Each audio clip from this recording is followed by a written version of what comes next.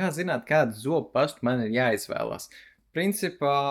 ir 3 varianti. Vai nu jums ir kaut kāda tiešām specifiska problēma, tad jums zobārs vai zobu higiēnists ieteiks kaut kādu konkrētu ārstniecisko vai profilaktisko zobu pastu, bet tā noteikti ir jāpērk tikai ar zobārsta rekomendāciju, jo vairākām no viņām ir sastāvdaļas, kuras ilgtermiņā vienkārši nedrīkst lietot. Tad otra populārākā lieta ir, ka ir jutīgi zobi, tad jums ir jāpērk vai nu tām, kurām ir rakstīts virsū sensitīvi,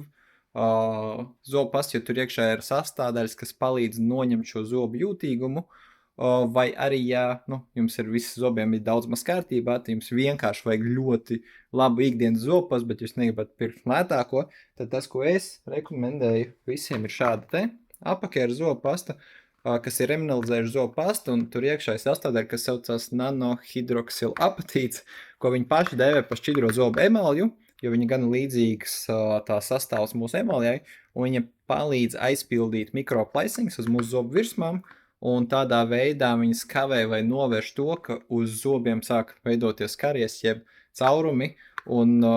es sev ikdienā man mājās, protams, man mājās stāv daudz dažādu zobus, jo es vēlos iztestēt visas, bet tāda ikdienas zopas, ko es izmantoju katru dienu, ir šī tai, un viņa